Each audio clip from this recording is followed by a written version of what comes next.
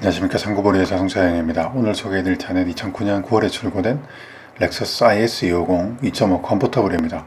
컨버터블은 조금 생소한 자동차이죠. 저도 마찬가지입니다. 주행거리는 16만 1000km이고 차량 판매 가격은 1290만원입니다. 일단 차량 내외관을 살펴보시겠습니다. 아무래도 좀 약간 익숙하지 않은, 보편적이지 않은 그런 자동차라고 생각이 됩니다. 이 차는 우측 앞문짝이 교환되어 있습니다. 하지만 사진으로 봤을 때 그렇게 막 이색이 많이 느껴지진 않죠. 범버는 약간 이색이 보이는 걸 봐서 수리가 있지 않을까, 또 사이드 스텝 같은 경우도 수리가 있지 않을까라고 생각합니다. 보험 이력을 고려하더라고요. 고객님께서는 일단 하드탑 컨버터블을 타고 싶어 하시고 이 렉서스 IS 외에 3 시리즈 컨버터블도 고려하고 계십니다. 일단 1순위로 이 차를 먼저 살펴보시기로 하셨습니다. IS250은 뭐 세단도 마찬가지지만 좀 부드럽고 정숙하고 편안하게 탈 수 있다는 점에서 다른 동급 차량 대비 조금 차별화되는 부분이 아닌가라고 생각됩니다. 역시 이 차도 마찬가지고요. 보면 옵션 같은 경우도 구성도 아주 편안한 컴포트 드라이빙에 맞춰져 있는 것을 알 수 있습니다. 일단 사진상에는 차가 전반적으로 깨끗하고 청결해 보이는데 어떤 상태일지는 가서 봐야 되겠죠. 일단 성능 점검을 살펴보겠습니다. 성능 점검은 뭐 특별한 거 없고요. 보면 특기사항에 비금속 또는 탈부착 가능 부품은 점검상에서 제외된다. 부분적인 판금 도색은 있을 수 있다. 판금 도색이 있다는 얘기입니다. 보험 이력은 소유자 변경은 없고 1인 신도 차량이라고 되어 있습니다. 그리고 내차 피해는 2회 320만원. 뭐 사실 차의 캐릭터를 고려했을 때, 또 수입 차임을 고려했을 때는 우측 도어 교환 혹은 사이드 스텝, 범버 이 정도의 수리는 있고, 그 정도라고 하면 비교적 저렴하게 보험 처리가 된 것을 알 수 있습니다. 그러면 저와 함께 차가 있는 안산까지 함께 떠나보시겠습니다. 시청해 주셔서 감사합니다.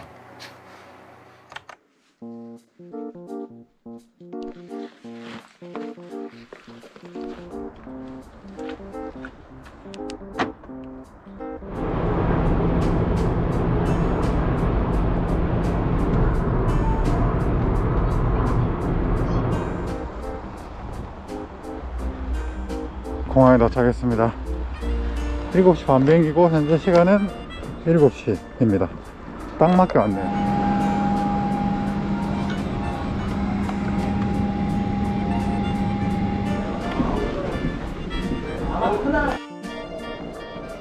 네, 여기서 안산역까지 가는 버스를 타고 가겠습니다.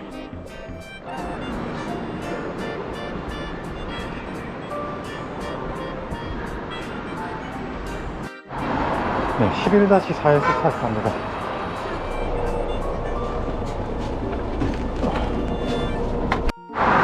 네, 저는 이제 안산역에 도착했습니다.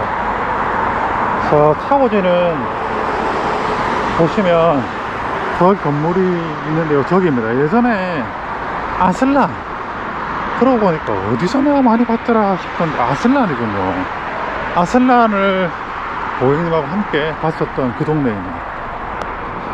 근데 안산 참 멀어요. 멀어. 여기가 어떤 느낌이라고 해야 되나. 아무튼 정말 먼 동네입니다. 판매자분이 근데 좀 약간 이해가 안 가는 게, 어저께 판매자분께 차가 있는지 뭐 관련해서 등등 여쭤보고 제가 아마 10시에서 11시 사이에 내일 도착할 것 같다라고 말씀을 드렸거든요.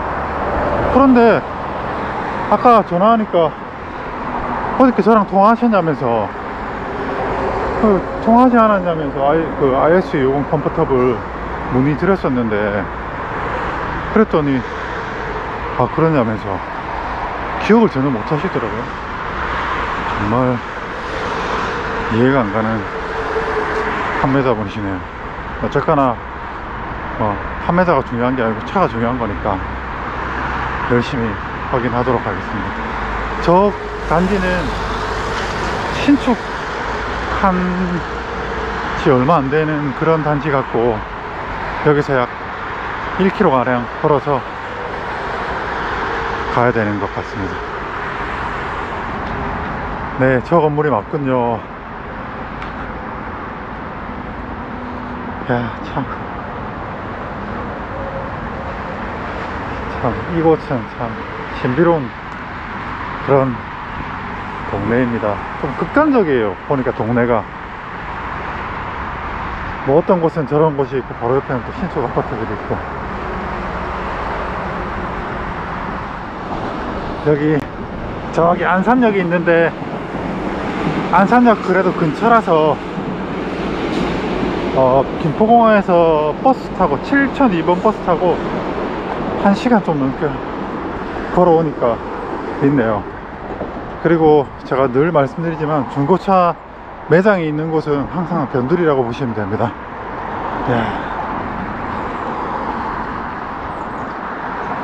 KB 차차차.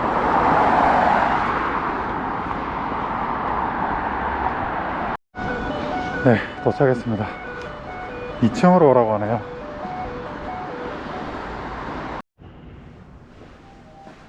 층으로 오라고 했는데, 근데 2층에는 매장이 없는데? 참, 여긴 요즘에는 어디 가나 이렇게 새로 생기는 데가 많아가지고.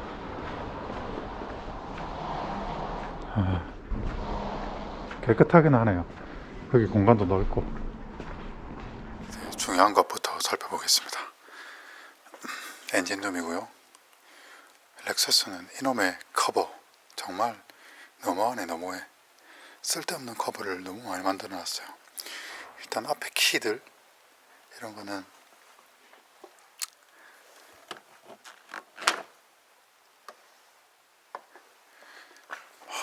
뜯었거나 그런 흔적은 없습니다. 보닛도 마찬가지입니다. 도장이 있는데, 보시다시피 도장한 흔적이 보이죠. 하지만 풀지는 않았습니다. 이렇게 덮어놓고 칠을 했다는 것을 알 수 있습니다.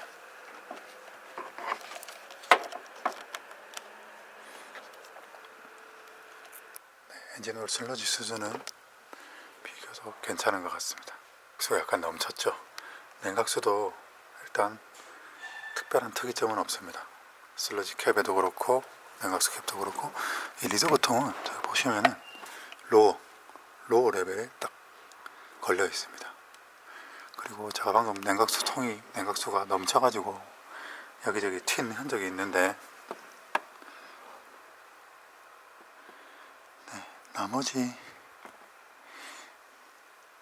사고 소리는, 교환의 흔적은 관찰되지 않습니다. 렉서스답게 오일이 떡져 있거나 그런 흔적은 찾아보기 힘들고, 여기 오시브 밸브라든지 이런 부분에 누유가 스며 나오거나 그런 부분도 관찰되지 않습니다.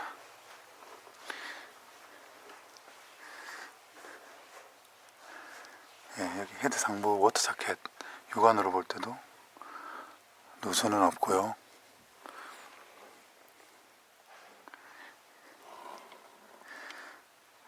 일단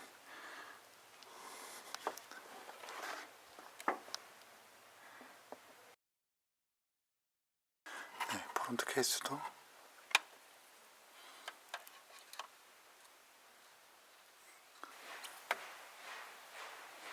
엔진 프론트 케이스도 막 터져 있거나 기름이 비치거나 그런 건 없습니다. 잠박 커버 쪽도 아주 깨끗합니다. 전혀 새는 거 없어요.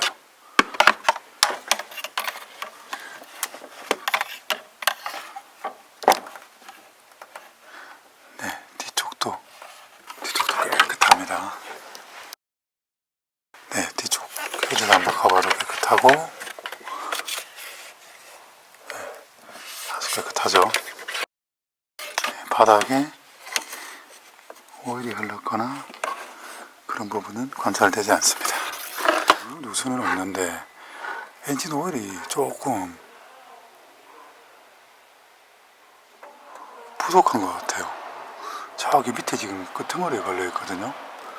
그러니까 엔진을 조금 오일을 좀 먹든지 아니면 엔진 오일을 굉장히 오래 안 갈았든지. 근데 엔진 오일 색깔을 보면 아주 오래 안 간 것 같지는 않습니다. 야, 이거 너무 미니멈 레벨에서 한참 더 밑으로 내려가 있어요. 그러니까 미니멈과 폴이 100이라면 미니멈에서 오일이 찍히는 범위는 30% 정도 더 내려가 있습니다. 야, 이 차는 구매하면 안 될 것 같은데요. 네, 전체적인 수리나 그 다음에 청결함, 그 다음 누유, 누수, 냉각수 컨디션, 오일 슬러지 다 괜찮은데 오일이 적어요. 그것도 너무 적어요. 어렵네. 어려운 게 아니고 이런 차는 구매하면 안 되죠. 야, 일단 고객님한테 전화를 드리고 나머지 확인을 하겠습니다. 너무 적게 넣었던지. 자, 그게 하나. 이 확률이 제일 낮아요. 왜냐하면 그러면 엔진오일이 점도가 굉장히 끈적끈적해지고, 그러니까 한마디로 얘기해서 엔진오일을 적게 넣어가지고, 그래도 정비사들이 바보가 아닌데 그래도 규정 레벨을 맞춰가지고 엔진오일 교환을 하잖아요. 그런데 자, 하나는 엔진오일 어쨌거나 좀 가능성으로 보면 정비사분이 이 직전에 오일 교환할 때 적게 넣었다. 하나, 제일 낮은 확률이고, 두 번째는 엔진오일을 뭐 한 중간 정도 맞춰가지고 교환하고 정말 한 3만 킬로 탄 거죠. 3, 4만 킬로 탄 거죠. 근데 그러면 엔진오일이 이 정도 컨디션은 아니거든요. 더 끈적해지거나 그래요.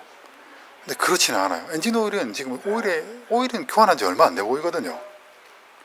한 5,000km 이내? 자, 그렇고, 자, 세 번째로는, 그러니까 가장 높은 확률로는 엔진오일을 정량으로 넣었고 엔진오일을 한 5,000km 이내로 탔는데 저 정도 줄었다. 엄청나게 먹는 거죠. 그럼 엔진오일을 왜 먹냐? 자, 그럼 두 가지 중에 하나. 엔진오일이 어디 샌다. 근데 새는 차는 아니에요. 지금 보니까 안 새요. 그러면 먹는 거죠. 그럼 엔진오일을 어디서 먹느냐?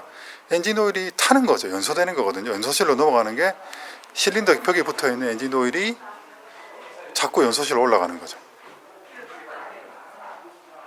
자, 이 가능성이 있습니다. 근데 사실 이거는, 자, 여기서 가면 어떻게 확인하느냐? 이걸 어떻게 확인하겠습니까?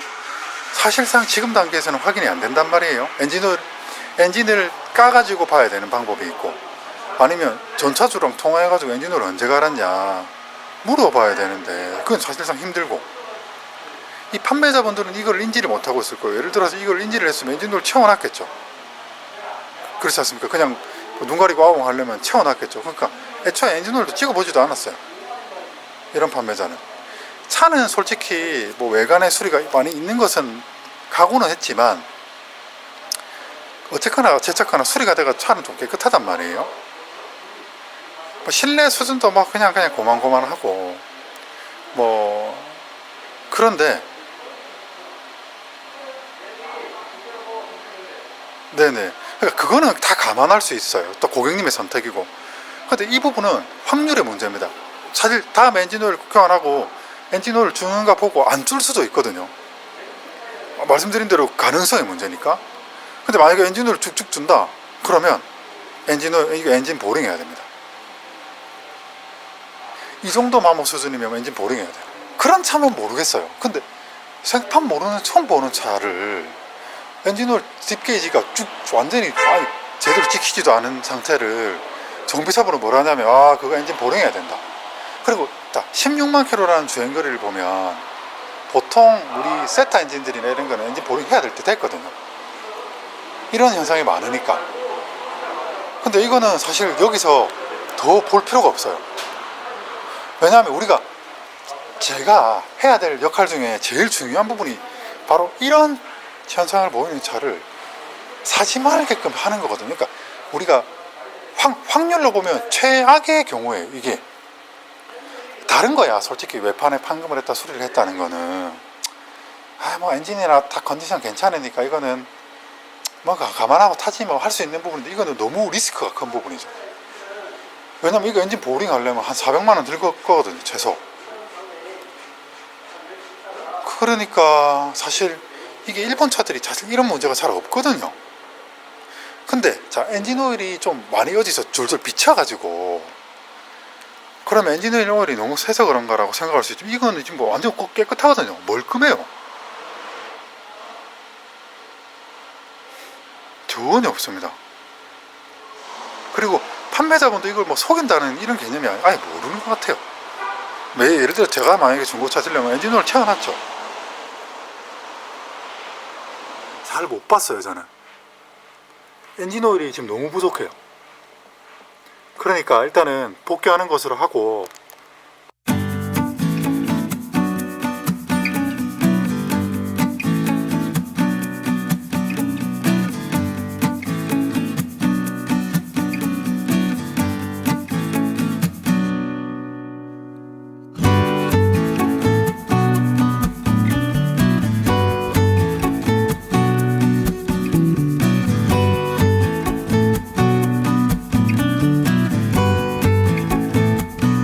네, 저는 차를 다 보고 이제 복귀합니다. 여러분, 제가 정말 고민을 많이 했는데, 일단 그냥 넘기기는 너무 중대한 하자가 있어서 구매를 못했습니다. 아니, 제가 구매를 못한 건 아니죠.